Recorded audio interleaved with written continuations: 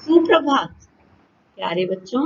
प्रकृति ने हमें कई सुंदर उपहार दिए हैं, जैसे हवा, पानी, पेड़ पौधे, पशु पक्षी, रहने के लिए धरती इत्यादि।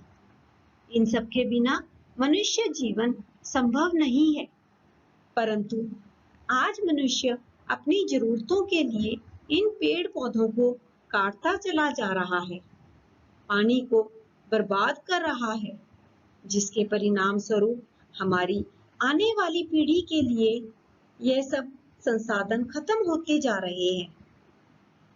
तो बच्चों, आज की हमारी कहानी इसी से संबंधित है। फैसला पाठ 12। तो आइए इसे पढ़ते हैं। राजन एक किसान का बेटा था। वह बड़ा आज्ञाकारी और परिश्रमी था। वह गांव की पाठशाला में पढ़ता था और अपने पिता के काम में उनकी मदद भी करता था। एक दिन राजन खेत से घर लौट रहा था। उसे आकाश में उड़ता धुआं दिखाई दिया। राजन तुरंत उधर की तरफ दौड़ा। एक झोपड़ी में आग लगी थी। राजन ने खिड़की से झांक कर देखा कि भीतर कोई है तो नहीं। एक सांप आग से बचने के लिए इधर उधर रेंग रहा था। राजन ने पास ही पड़ी एक लकड़ी उठाई और उससे धक्का मारकर झोपड़ी का दरवाजा खोल दिया। सांप बाहर निकलकर चला गया। कुछ दिनों बाद राजन पाठशाला जा रहा था। तभी उसके सामने वही सांप फन उठाए आ खड़ा हुआ। वह राजन को डसना चाहता था।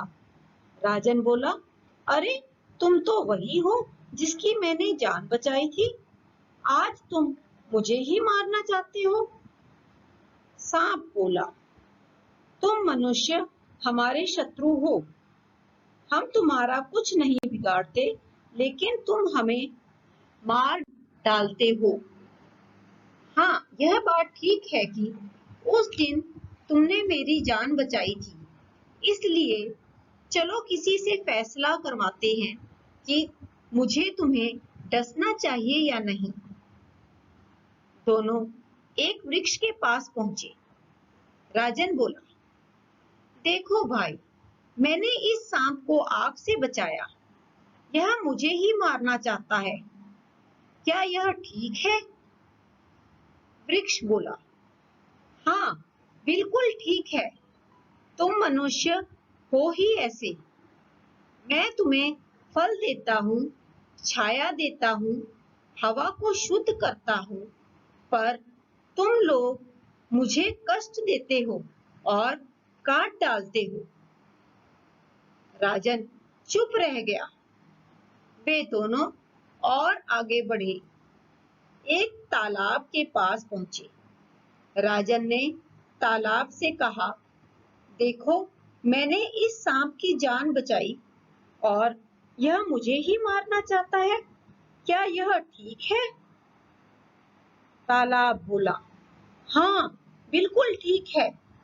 तुम मनुष्य पानी के बिना जीवित नहीं रह सकते। मैं तुम्हें पानी देता हूँ, लेकिन तुम कपड़े धोकर, पशु नहलाकर मेरा पानी ही गंदा कर देते हो। तालाब की बात सुनकर सांप बोला, देखा, मनुष्य उन सबके साथ अच्छा व्यवहार नहीं करते जो उनकी सेवा करते हैं। बोलो, आप क्या कहते हो? राजन ने कहा, चलो आगे चलते हैं। दोनों चलते चलते पाठशाला के समीप जा पहुंचे। सांप ने देखा कि पाठशाला बड़ी सुंदर है। चारों ओर हरे भरे पेड़ हैं। गुरुजी पेड़ के नीचे बैठे बच्चों को पढ़ा रहे हैं। कुछ बच्चे नए पौधे लगा रहे हैं। कुछ पौधों को पानी दे रहे हैं। पाठशाला के पास छोटा सा तालाब है। उसका पानी चम चमक रहा है, बिल्कुल साफ। कुछ बच्चे गाय की सेवा कर रहे हैं, उसके रहने के स्थान की सफाई कर रहे हैं। राजन बोला, चलो गुरुजी से पूछते हैं। सांप बोला, नहीं, अब इसकी कोई आवश्यकता नहीं, मैं समझ गया हूँ, मैं अब तुम्हें नहीं डसूंगा। यह कहकर सांप चला गया।